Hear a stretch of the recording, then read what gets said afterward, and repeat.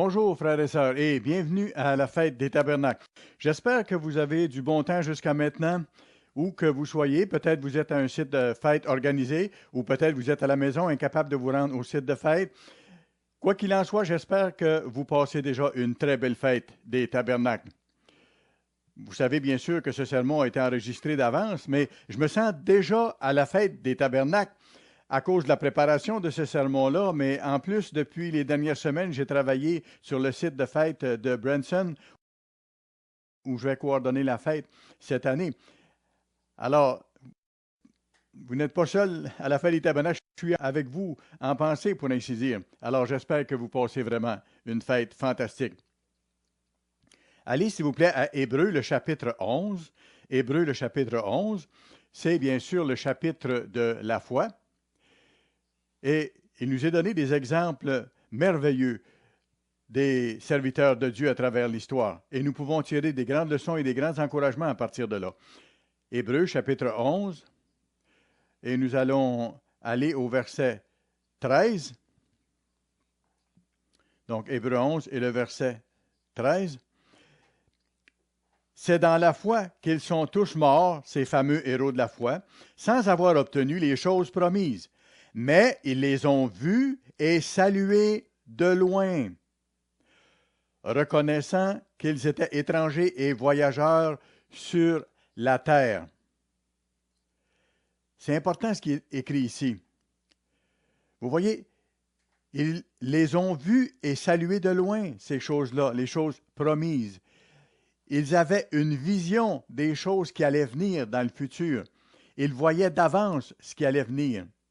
Et il y a plusieurs exemples de cela dans Hébreux 11. Allons au verset 15. Il est dit, « S'ils avaient eu en vue la contrée d'où ils étaient sortis, ils auraient eu le temps d'y retourner. » Ces héros d'Hébreux 11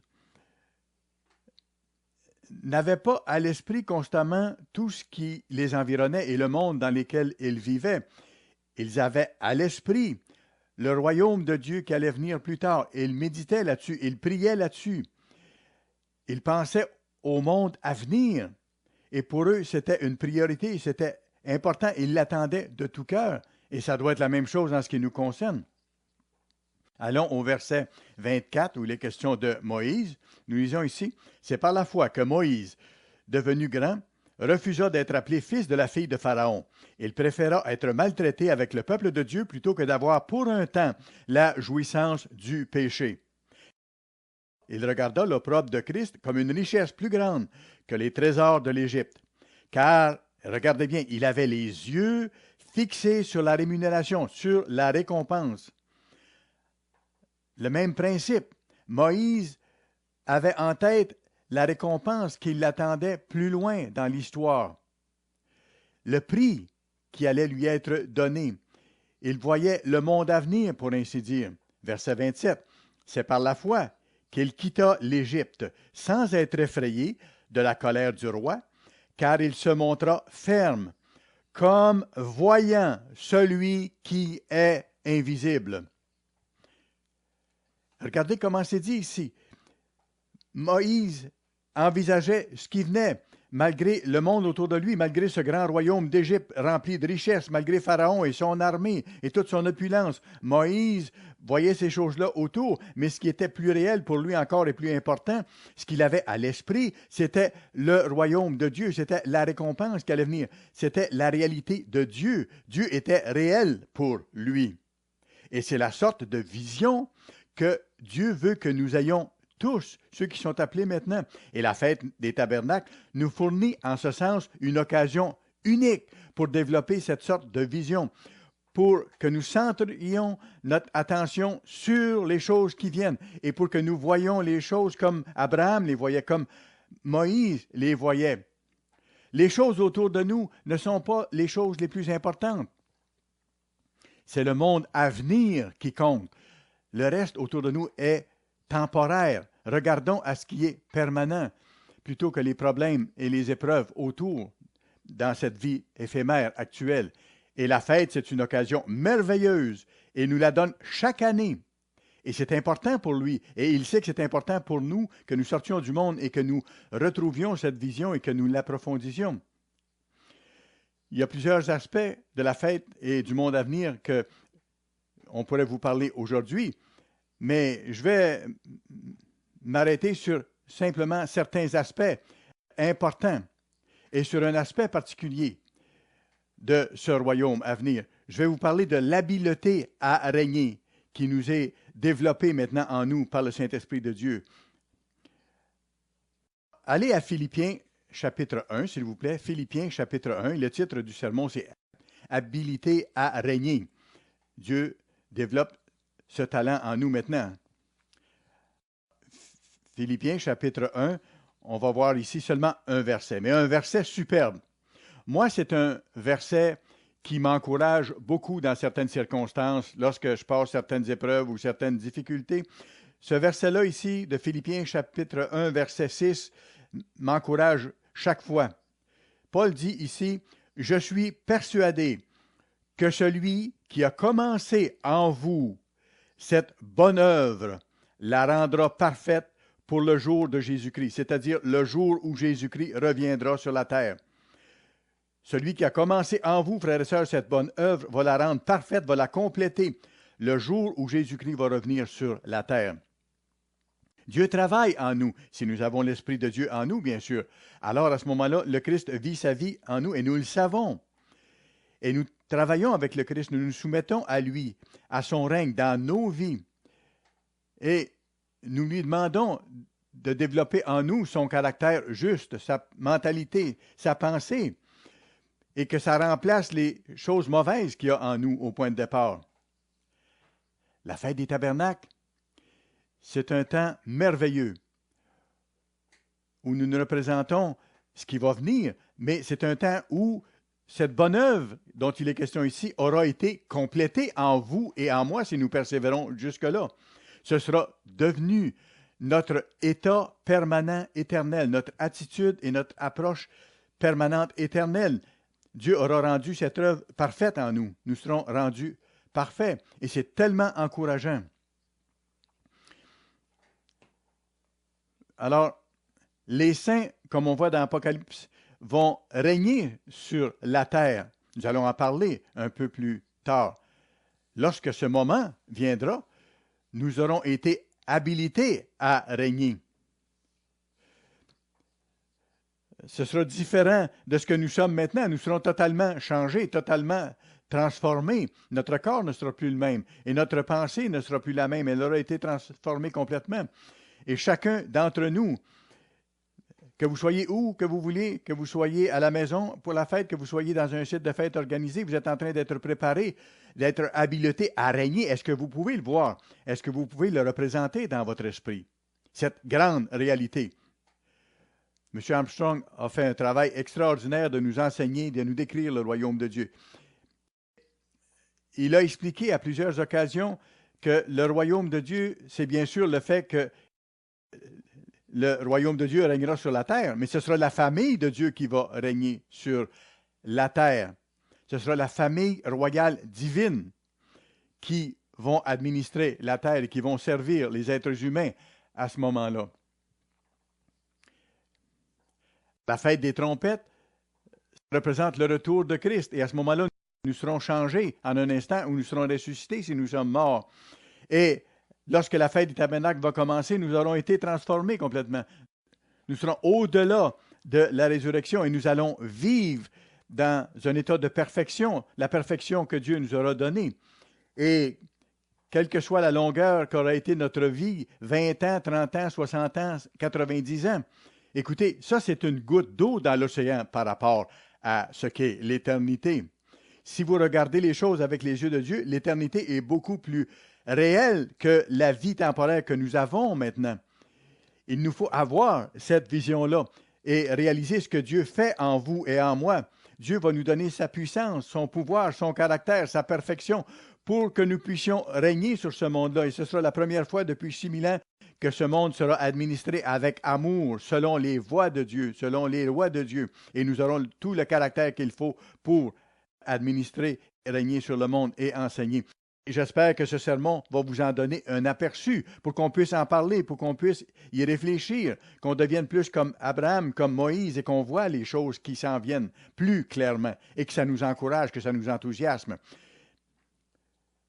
Alors, Dieu nous fait réaliser de grandes choses. Quand vous pensez aux gens décrits dans Hébreux 11, ces gens-là ont vécu dans un monde difficile. Ils ont vu les adorations païennes, l'idolâtrie qu'il y avait, toute la méchanceté qu'il y avait.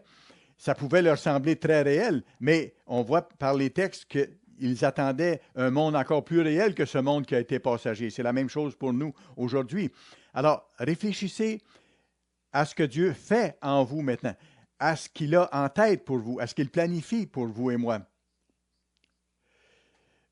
Je vais faire certaines spéculations aujourd'hui, mais ce n'est pas mauvais d'en faire. Vous savez, c'est sûr, il ne faut pas aller trop loin dans les spéculations. Certaines personnes, parfois, arrivent avec une idée très personnelle et ils en font une montagne. Ce n'est pas ça. Non, il ne faut pas aller du côté de l'hérésie non plus.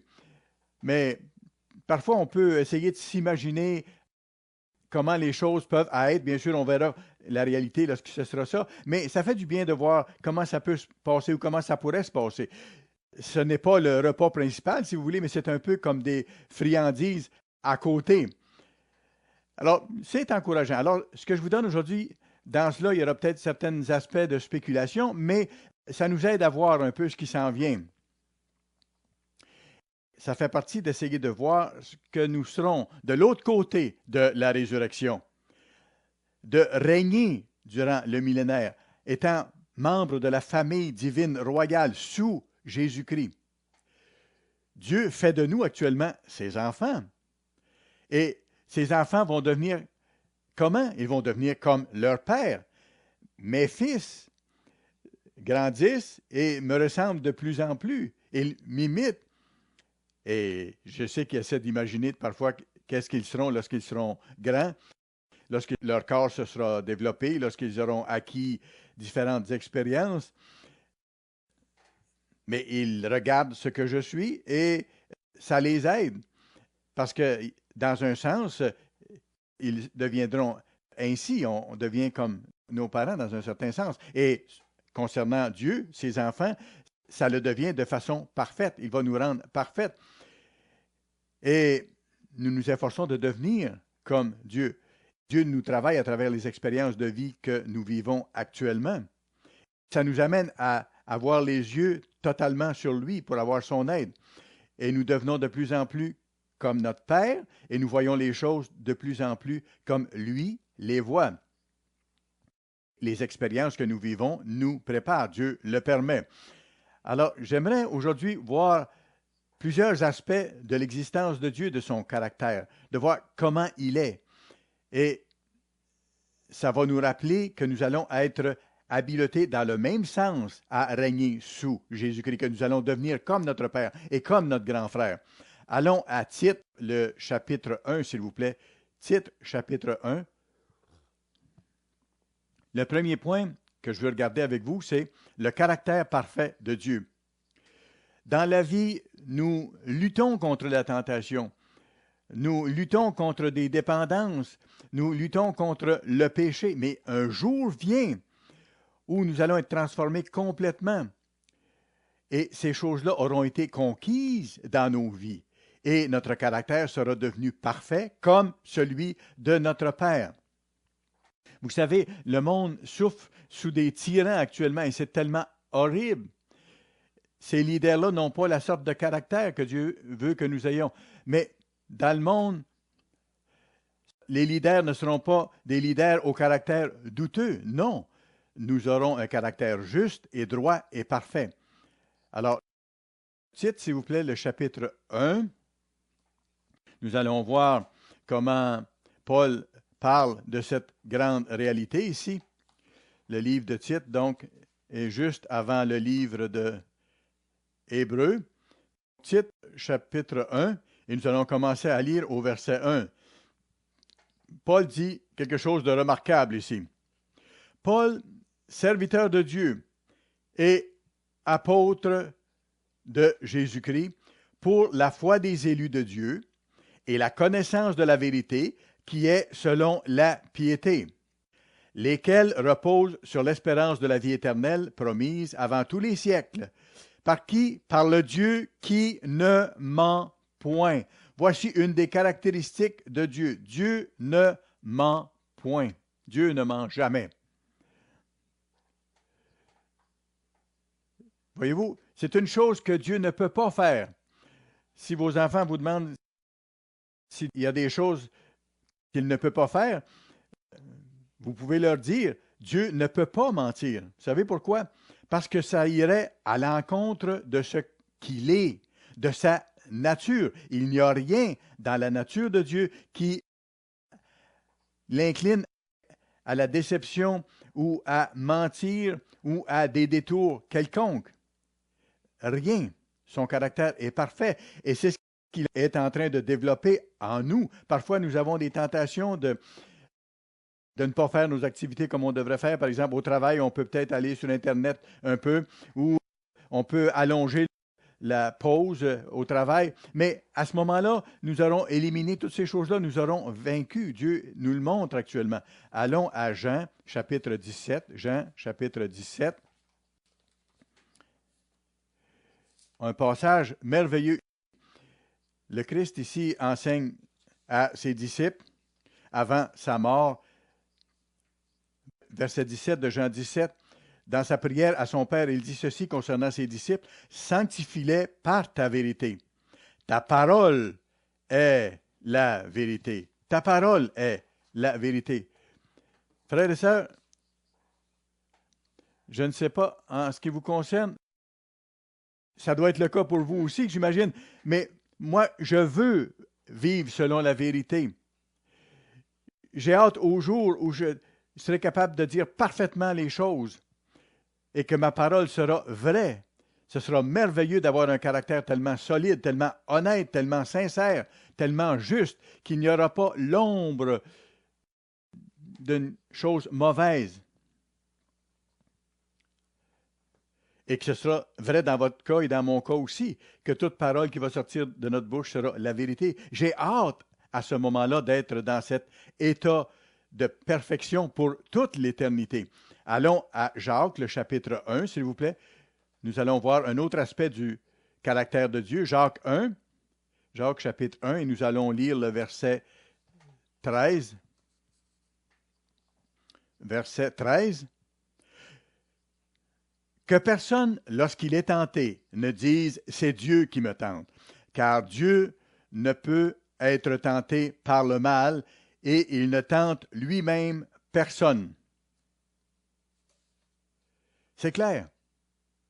Le mal, en aucune façon, n'attire Dieu. Absolument pas. Pour moi, comme ça peut être le cas pour vous aussi, le mal nous attire parfois. Et la Bible le reconnaît. Nous sommes encore des êtres humains. Nous ne sommes pas encore parfaits. On voit que Moïse a résisté au péché. C'est écrit qu'il a préféré obéir à Dieu plutôt que d'avoir pour un temps la jouissance du péché. Et le péché peut être plaisant. Nous avons à lutter contre ça. Parce qu'en tant qu'être humain, le péché nous attire. J'ai hâte d'avoir ce caractère parfait où je ne serai plus tenté par le mal. Lorsque j'aurai atteint le plein potentiel que Dieu veut que j'atteigne. Ça m'enthousiasme d'y penser. J'espère que ça vous enthousiasme aussi. Vous avez sûrement lutté contre le péché. Et c'est mon cas aussi. Les enfants de Dieu combattent le mal, comme Paul a fait, comme les disciples ont fait. Et les tentations sont là. Nous sommes engagés dans ce combat-là. Nous faisons notre part avec l'aide de Dieu. Nous supplions Dieu. Nous avons à lutter. C'est là que notre caractère se développe. Je sais qu'à ce moment-là, ça nous fait d'autant plus apprécier l'idée qu'un jour, nous allons être parfaitement solides. Nous allons avoir le caractère saint, juste et parfait de Dieu, de sorte que le péché à ce moment-là ne nous attirera absolument pas, comme c'est le cas pour Dieu. Comme Jacques dit ici, que Dieu n'est pas tenté par le mal. Il n'y a rien en Dieu qui l'incline à pécher, qui l'attire, et il n'y a rien en dehors de Dieu qui peut l'attirer à pécher. Ah, que j'ai hâte d'être comme ça. Nous célébrons cette époque maintenant, nous célébrons la fête des tabernacles qui représente le moment où nous serons rendus parfaits, où nous aurons été rendus parfaits au retour de Christ. Un jour, ce passage va s'appliquer à moi et à vous, comme à Jésus-Christ. Allons à Jean chapitre 14.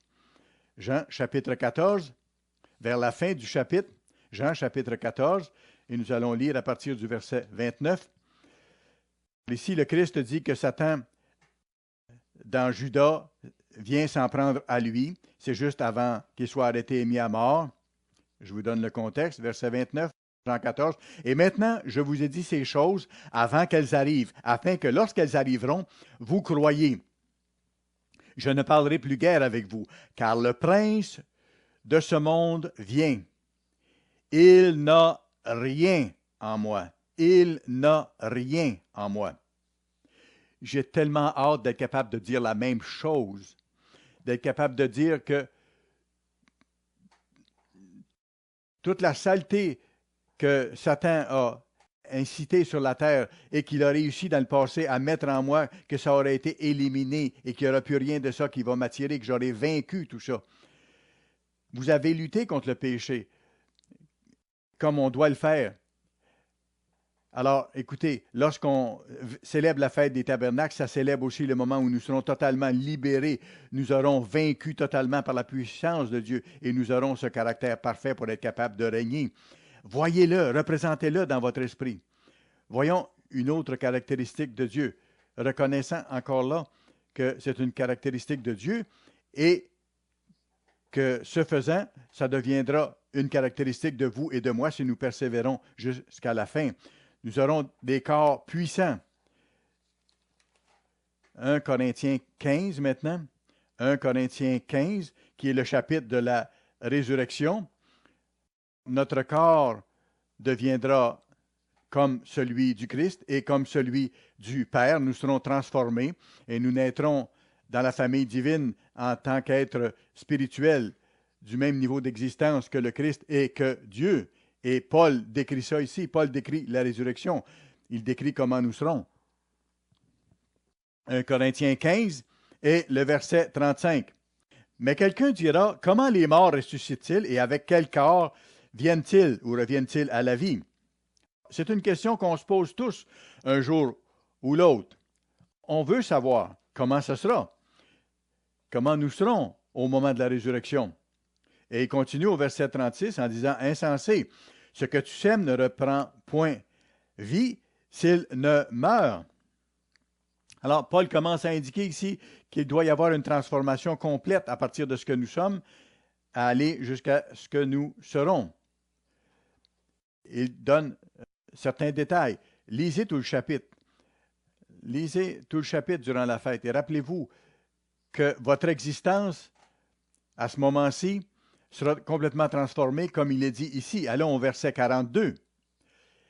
Verset 42, 1 Corinthiens 15. Ainsi en est-il de la résurrection des morts. Alors Paul précise ici. Le corps est sommé corruptible et il ressuscite incorruptible. Voyez-vous la transformation totale qui nous attend, qui attend les fidèles serviteurs de Dieu? Alors, toutes nos douleurs, toutes nos souffrances physiques, toutes ces choses-là qui ne vont pas bien avec notre corps ou avec notre santé vont être changées. Il y a une veuve dans mon église qui est une femme qui est malade beaucoup. Je la salue, je l'aime beaucoup. Ça ne durera pas toujours, les maladies physiques que nous avons. Notre corps n'est pas éternel et parfois la garantie vient à échéance. Il y a des choses qui ne fonctionnent plus. Nos bras, notre bouche ne parle pas comme on voudrait parler. Nos jambes souffrent. On a des maux de dos. Ça sera disparu. Nous deviendrons incorruptibles. Nous aurons des corps parfaits. Imaginez, le corps est semé corruptible et il ressuscite incorruptible. Verset 44, regardez ce qu'il est dit. Il est semé corps naturel, physique, et il ressuscite corps spirituel. Paul dit ici, vous avez un corps naturel, physique, mais votre corps, lorsqu'il ressuscitera en tant que corps spirituel, si vous êtes fils et filles de Dieu. Regardez le verset 43, juste un peu auparavant. Il est semé méprisable, c'est ce que nous sommes maintenant. Nous sommes faibles. Il ressuscite glorieux.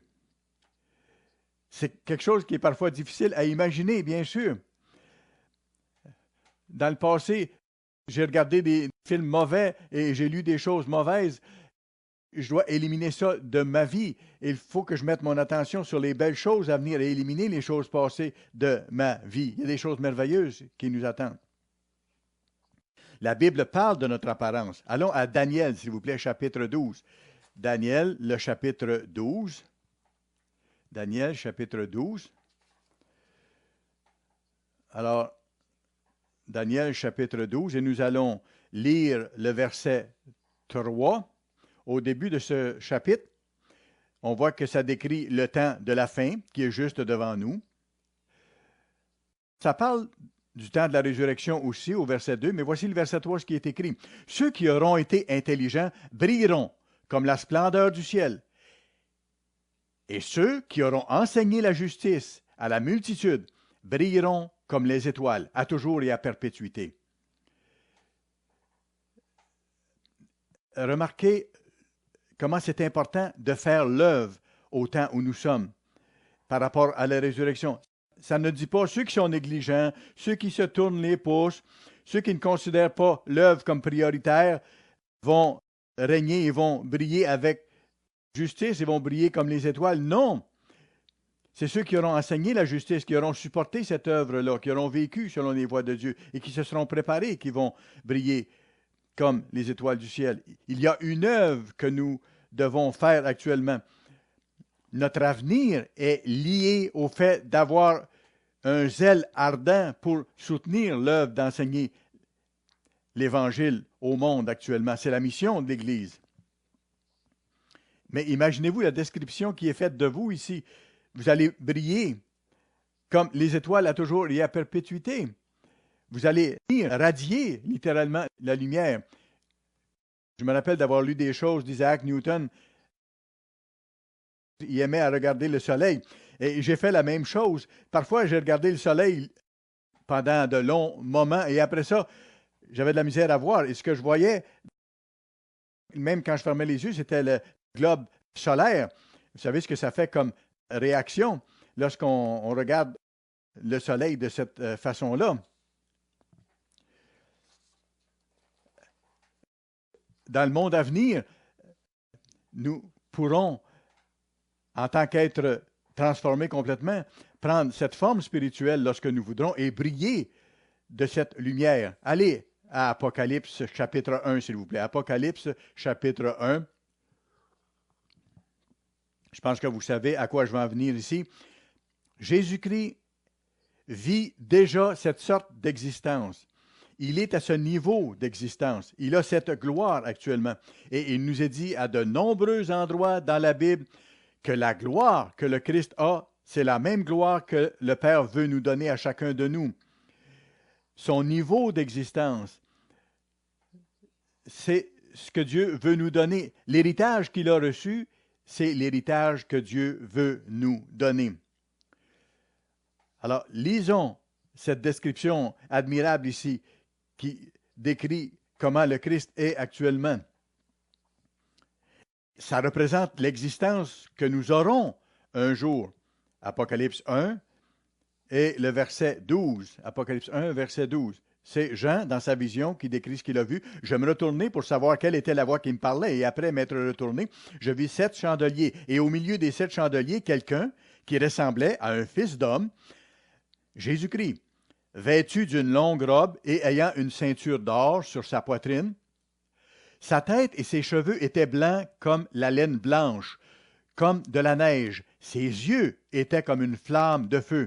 Ses pieds étaient semblables à de l'airain ardent, comme s'il avait été embrasé dans une fournaise, et sa voix était comme le bruit de grandes eaux. Quelle description! Et qu'est-ce que ça veut dire ici? Sa voix était comme de grandes eaux. J'ai déjà donné un sermon là-dessus et j'avais amené l'enregistrement du bruit de tonnerre que font les eaux des chutes Niagara. C'est intéressant de voir dans Ézéchiel 43, versets 1 et 2, Dieu est décrit comme ayant une voix qui est pareille au bruit des grandes eaux. Au bruit des grandes eaux. Alors, on peut voir ce que Jean disait.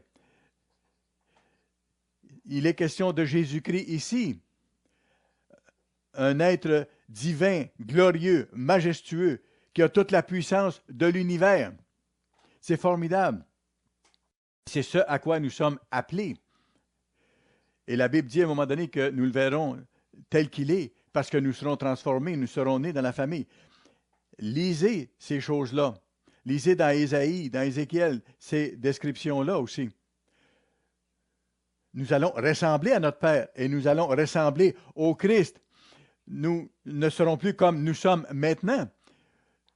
Nous allons ressembler à notre Père.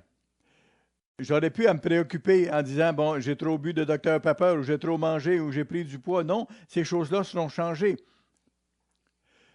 Je n'aurai plus mal au dos, je n'aurai plus mal aux genoux. J'aurai un corps qui va vivre éternellement. Et plus que ça, le titre du sermon, je vous le rappelle, « Habileté à régner », et ça s'adresse à nous. Notre corps spirituel ne sera pas simplement une bénédiction pour nous, mais ce sera un outil pour enseigner aux autres. Allons à Jean, le chapitre 20, s'il vous plaît. Jean, chapitre 20. C'est intéressant parce que Dieu nous apprend à penser aux autres comme lui a pensé à nous. Nous devons mettre Dieu au centre de tout. Dieu doit être notre priorité et notre priorité doit être aussi à apprendre à aimer et à donner aux autres.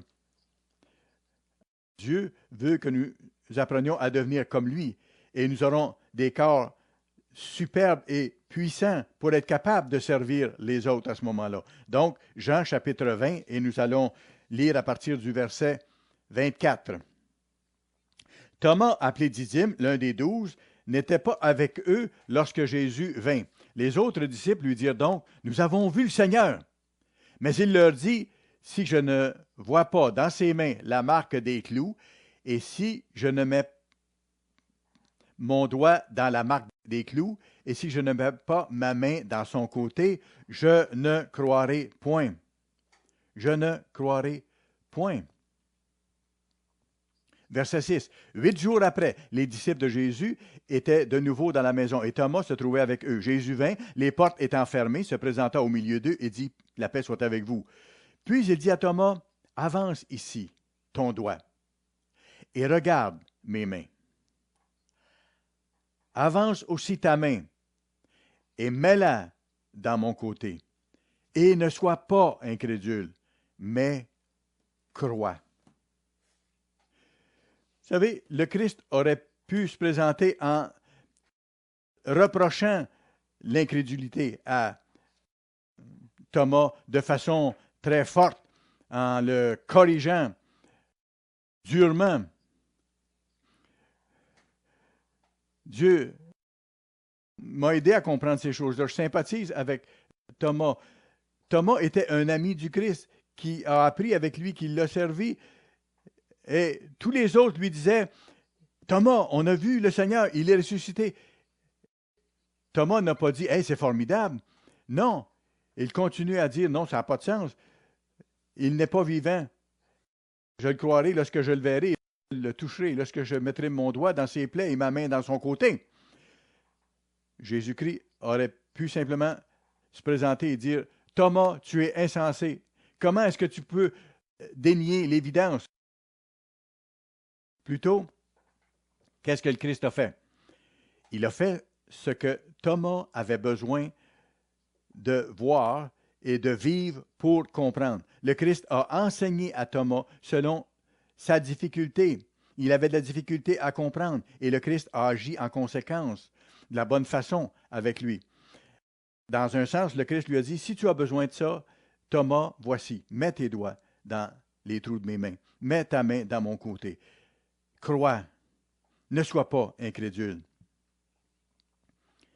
C'est intéressant de réfléchir à ça. Je me rappelle un film que j'ai vu lorsque j'étais jeune, mais que je recommande à personne. Mais dans ce film-là, c'était insensé. Il y avait des effets spéciaux. Et ça représentait ce que les gens pourraient ressembler après la mort. les gens étaient là comme ils étaient au moment de leur mort. Certains étaient démembrés, certains avaient été écrasés par des rouleaux compresseurs, étaient minces et aplatis. C'était complètement stupide. Vous savez, ça nous enseigne un peu une leçon d'une façon. Le Christ, durant toute l'éternité, ne sera pas avec un visage où le sang coule et avec des plaies ouvertes. Non. Qu'est-ce qu'on peut tirer comme leçon de ça? Nous pouvons réaliser que dans l'épisode avec Thomas ici, le Christ a la possibilité de prendre la forme nécessaire pour enseigner. C'est une spéculation de ma part, bien sûr, mais j'imagine par exemple que dans le millénaire, si un petit enfant se perd en forêt, bien sûr, il n'y aura pas de danger avec les ours ou les serpents parce qu'ils seront devenus doux. Mais, vous savez, on ne se présentera pas au petit enfant pour le ramener à ses parents sous une forme pour lui faire peur.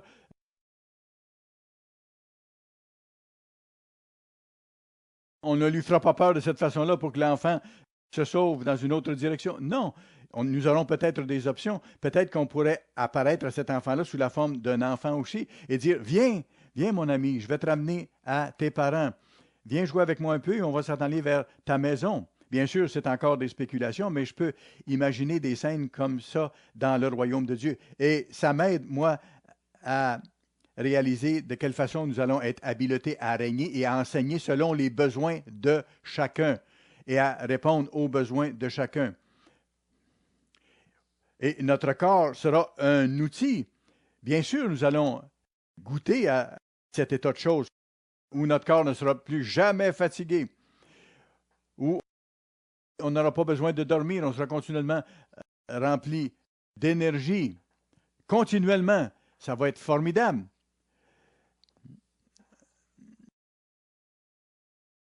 J'aimerais avoir cette sorte d'énergie et j'aurai cette sorte d'énergie-là. Plus que ça, parce que la dimension de ça, c'est que nous aurons de tels corps pour servir les autres, pour accomplir la tâche. Voyons un troisième aspect de cette future existence. Nous n'avons pas tous les détails, mais la Bible nous donne certains éléments. Je vais vous parler de la relation de Dieu au temps et à l'espace, laquelle est totalement différente de la relation que nous avons actuellement au temps et à l'espace. Allez à Psaume 139 en ce qui a trait à l'espace. C'est un passage très encourageant qui nous montre la majesté de Dieu aussi. Psaume 139, et nous allons commencer au verset 7. Dieu est conscient de ce qui se passe dans toute sa création, mais Dieu n'est pas limité au temps et à l'espace. Psaume 139, donc le verset 7. Par son Saint-Esprit, Dieu a accès à toutes choses. Il n'y a rien de caché devant lui.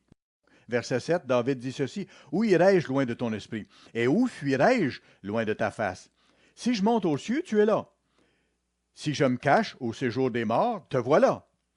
Si je prends les ailes de l'aurore et que j'aille habiter à l'extrémité de la mer, là aussi ta main me conduira et ta droite me saisira. » Voyez-vous, c'est tellement beau comme passage. Verset 12. Même les ténèbres ne sont pas obscures pour toi. La nuit brille comme le jour pour toi, et les ténèbres sont comme la lumière. Rien n'est caché aux yeux de Dieu. Vous savez, dans le monde actuel, il y a beaucoup de conspirations. On ne peut pas voir à l'intérieur des murs où se concoctent les guerres et ainsi de suite. Non, ce sera différent dans le monde à venir. Le monde sera ouvert pour nous. Et nous allons nous appuyer sur des faits, nous allons savoir ce qui se passe et nous allons pouvoir intervenir. C'est fascinant de le savoir. Et nous aurons une relation différente avec le temps aussi, comme le Christ et comme Dieu. Dans 2 Pierre, chapitre 3 et verset 8, il est écrit que pour Dieu, un jour est comme 1000 ans, mais l'inverse est aussi vrai pour Dieu. 1000 ans est aussi comme un jour pour Dieu, dans les deux sens, si vous voulez. Alors, un jour, pour lui, c'est comme 1000 ans, et il peut voir chaque détail. Mais de l'autre côté, 1000 ans qui se passent pour lui, ça passe rapidement, comme une journée. C'est une image, bien sûr. Et je partage avec vous ici mes propres méditations.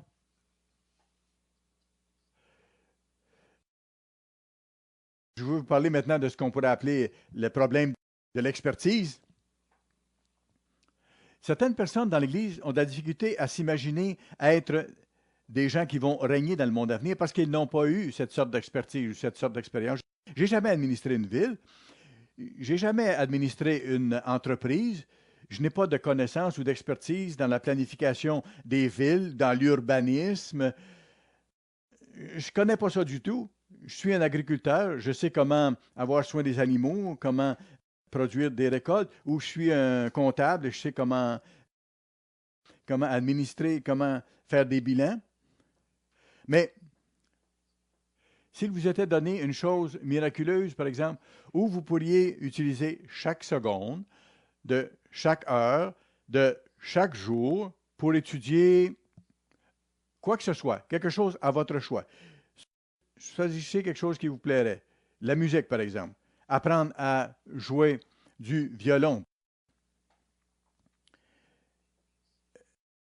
Disons que vous n'avez pas besoin de dormir, vous n'avez pas besoin de manger, vous n'êtes jamais ennuyé, vous n'êtes jamais fatigué, vous êtes continuellement rempli d'énergie chaque seconde, chaque heure, chaque jour, et vous étudiez, vous apprenez le violon pendant tout ce temps-là.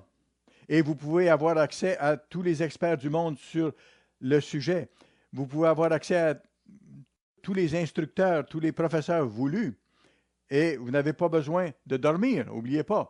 Combien ça vous prendrait de temps pour apprendre à jouer le violon, par exemple? Peut-être une année, bien sûr, c'est une supposition, mais pensez-y un peu. Écoutez, il y a des gens qui deviennent des médecins et au cours des années de leur apprentissage de la médecine, il faut qu'ils mangent, il faut qu'ils dorment, et il faut qu'ils se reposent de temps en temps. Et malgré tout ça, dans une période relativement courte, ils arrivent à maîtriser tous les aspects de leur science. C'est frappant. Combien de choses vous pourriez apprendre, pas seulement au cours d'une année, mais au cours de 5 ans, 10 ans, 50 ans, dans 100 ans ou dans 500 ans. Combien de choses vous pourriez apprendre complètement, même à maîtriser. Imaginez-vous, parce que c'est les choses que vous allez pouvoir faire dans le monde à venir. Vous allez pouvoir développer différentes expertises et vous allez apprendre tout ce que vous voulez apprendre. Il n'y aura pas de limite de temps, il n'y aura pas de limite de ressources. Et vous allez pouvoir le faire pendant 1000 ans. Vous allez développer plein d'expertises. Écoutez, frères et sœurs, pour Dieu, 1000 ans, c'est comme un jour. Tous ces efforts-là pendant 1000 ans, c'est comme un jour pour Dieu. Et Dieu nous amène à cette sorte de vie, à cette sorte d'existence, où 1000 ans, ce sera comme un jour. Imaginez-vous. Formidable. Imaginez-vous le plaisir que vous allez avoir à apprendre et de vous servir de ces connaissances-là pour aider les autres. Et ça, c'est juste un aspect. Il y a quelque chose de plus important que ça. Vous allez pouvoir approfondir ces lois. Ce que les planificateurs des villes ou les administrateurs ou les comptables aujourd'hui ne savent pas.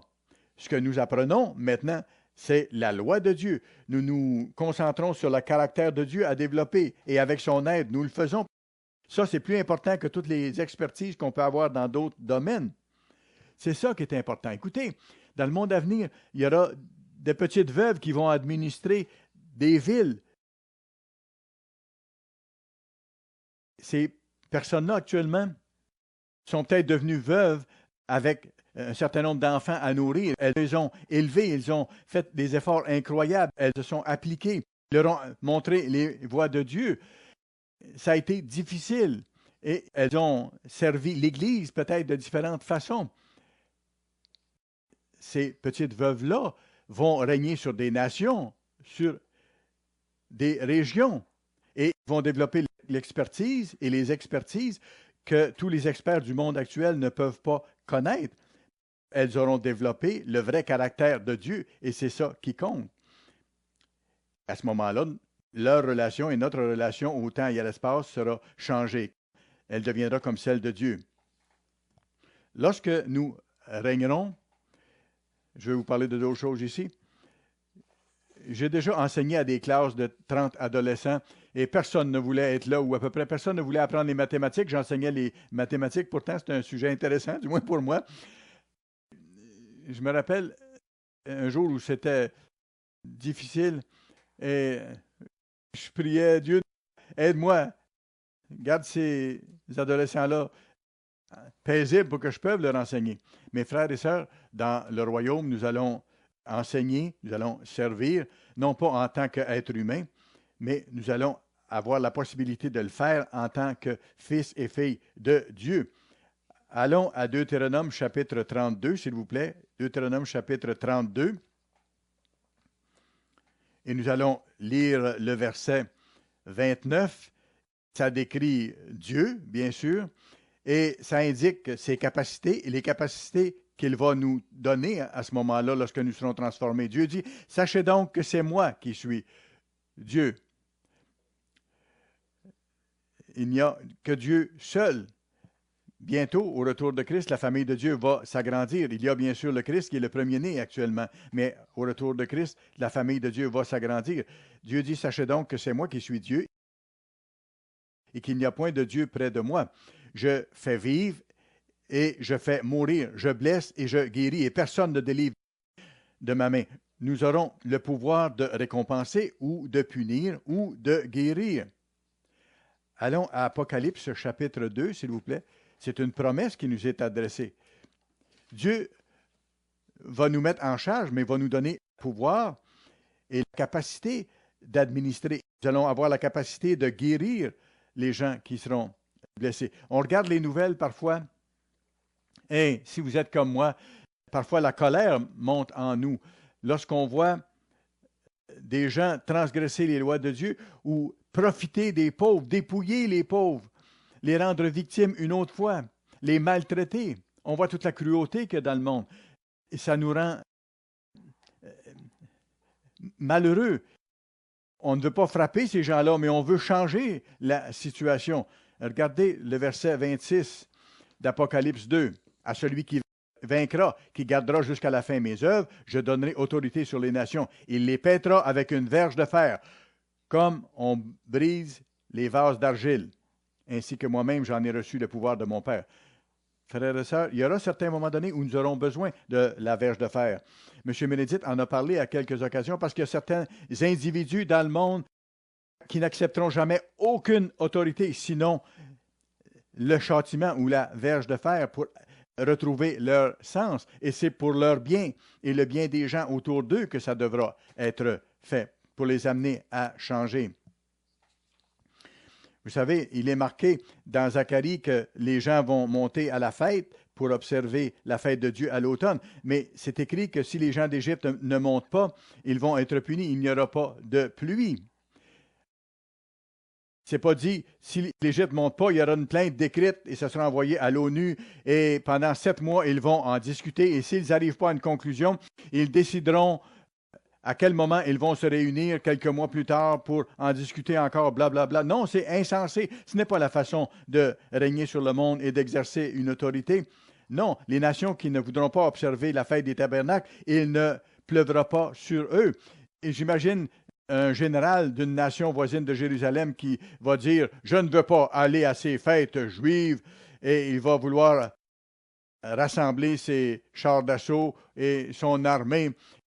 Imaginez-le, il est dans la pluie avec son habit de général et il pense que ça va être son grand moment de gloire parce qu'il dit « Je vais résister à ce nouveau régime qui est à Jérusalem. » Mais ses armées ne se présentent pas, absolument pas, il n'y a pas de soldats qui viennent. Plutôt, tout à coup, la pluie cesse. Tout à coup, la chaleur s'intensifie et il voit au sol l'eau s'assécher. Et il va réaliser à ce moment-là qu'il n'a pas affaire à un être humain normal, mais qu'il a affaire à la famille divine qui aura des pouvoirs réels pour appliquer la justice et faire régner la justice. Nous aurons bien sûr le pouvoir d'utiliser les châtiments lorsqu'il faudra, mais nous aurons le pouvoir de guérir. Allons à Romains, le chapitre 8. Romains, chapitre 8. C'est un magnifique chapitre, tout le chapitre 8 du livre de Romains. Je vais vous montrer un passage particulier ici, Romains 8 et le verset 22. Or, nous savons que, jusqu'à ce jour, la création tout entière soupire et souffre les douleurs de l'enfantement. Toute la création souffre. Elle est en train d'être détruite par la destruction de l'environnement et ainsi de suite. Vous savez l'histoire dans Luc 19, lorsque le Christ est entré à Jérusalem et que les gens disaient « Béni soit le roi qui vient au nom du Seigneur ». Et les pharisiens ont dit « Arrête tes disciples de dire ces choses-là ». Mais qu'est-ce que le Christ a répondu? Le Christ a dit « S'ils se taisent, les pierres crieront. » S'ils se taisent, les pierres crieront. Voilà les paroles du Christ. Le règne de la famille de Dieu sera étendu au monde entier et le monde entier deviendra différent. Allons au verset 20 maintenant de Romains 8. Car la création a été soumise à la vanité, non de son gré, mais à cause de celui qui l'y a soumise, avec l'espérance qu'elle aussi, la création, sera affranchie de la servitude, de la corruption, pour avoir part à la liberté de la gloire des enfants de Dieu. Lorsque la famille de Dieu naîtra au jour de la résurrection, toute la création va en profiter et elle souffre actuellement. Elle attend, même si ce n'est pas conscient, elle attend ce moment-là pour être rétablie, pour qu'elle soit rétablie comme elle devait être originellement. J'ai une image qui me vient en tête. Il y a tellement de souffrances dans le monde et une des choses les plus horribles dans ce monde, ce sont les mines antipersonnelles dont on entend parler régulièrement. Il y a des armées qui ont installé des mines antipersonnelles un peu partout dans plusieurs pays et elles restent là pendant des années. Et souvent, vous entendez des histoires de petits-enfants qui vont jouer et qui sautent sur une mine antipersonnelle et qui sont estropiés pour le reste de leur vie. Et à ce sujet, je me fais une image dans ma tête. Je ne sais pas quel âge mes fils auront à ce moment-là, mais j'imagine un de mes fils, peut-être qu'ils seront à ce moment-là de la résurrection, ils seront dans la famille de Dieu. Et imaginez une pauvre petite fille arabe qui a vu tellement de violence et que cette pauvre petite fille saute sur une mine. Sa jambe est en lambeaux, pour ainsi dire. Elle souffre beaucoup. Elle a de la difficulté à marcher. Elle est en douleur. Et j'imagine un de mes fils dans le royaume qui sera capable de servir, qui sera capable de guérir, qui va s'approcher de cette jeune fille et qui va lui imposer les mains au nom de Jésus-Christ. Et tout à coup, elle est guérie. Sa jambe redevient normale. La douleur s'en va. Elle est capable de sauter. Elle est capable de courir. Et là, elle réalise que ce Dieu d'Israël qu'elle a haï pendant des années et qu'on lui a montré à haïr, l'a guéri. Qu'un membre de la famille de ce Dieu-là l'a guéri. Elle en sera heureuse et ça va changer sa vie. Est-ce qu'on peut être appelé à un rôle plus merveilleux que celui-là? C'est formidable. Ça fait rêver et c'est la réalité qui nous attend. Nous allons pouvoir guérir les nations. Écoutez, ce que je vous ai mentionné aujourd'hui, c'est simplement toucher la surface de ce sujet. C'est très peu, mais au moins ça nous donne à rêver. Je vais vous montrer un passage superbe dans Job. Job, le chapitre 26. Job, le chapitre 26. Ce chapitre-là parle de la puissance du grand Dieu que nous servons. Job, chapitre 26, et nous allons lire le verset 14. Et vous allez voir cette déclaration merveilleuse. C'est tellement encourageant et enthousiasmant à lire. Le verset 14. Après avoir décrit le Dieu de la création, plusieurs de ses caractéristiques merveilleuses, il dit ici, c'est Job qui écrit, ce sont là les bords de ses voies. Donc, un tout petit aperçu, c'est le bruit léger qui nous en parvient. Mais qui entendra le tonnerre de sa puissance? Et dans certaines versions, c'est dit, qui peut comprendre sa puissance? C'est merveilleux, on pourrait en parler durant toute la journée. Et même si on en parlait toute la journée, on aurait à peine effleuré le sujet. Nous sommes appelés à régner et à aimer comme le Christ règne et aime.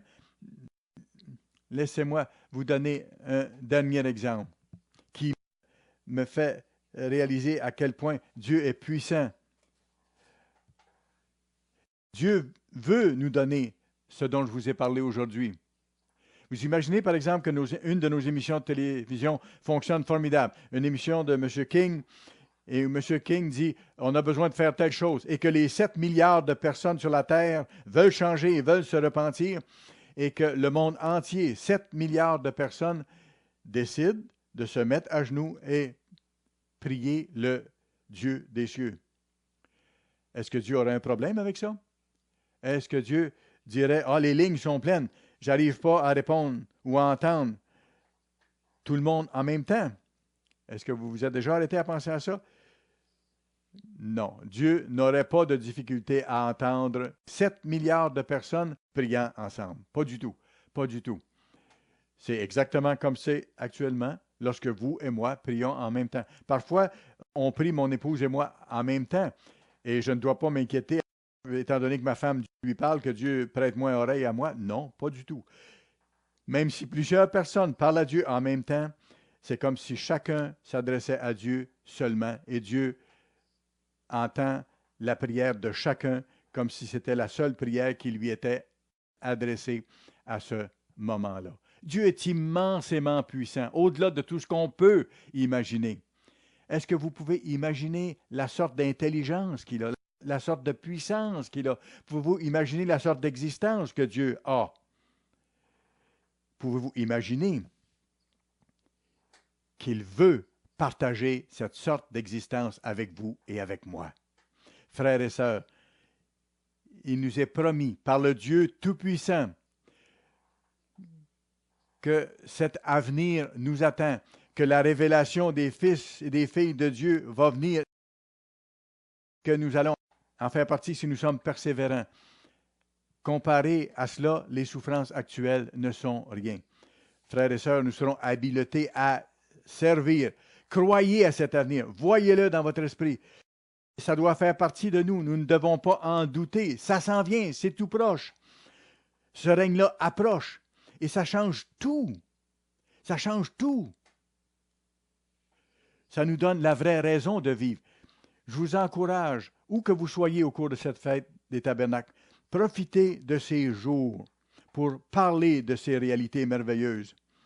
Passez du temps à genoux pour le remercier et pour lui demander de vous aider à voir plus clairement cette grande réalité et pour que cette grande réalité fasse partie de vous. Utilisez ce temps précieux pour approfondir la vision du royaume de Dieu. C'est ce que la fête représente. Passez une merveilleuse fête des tabernacles.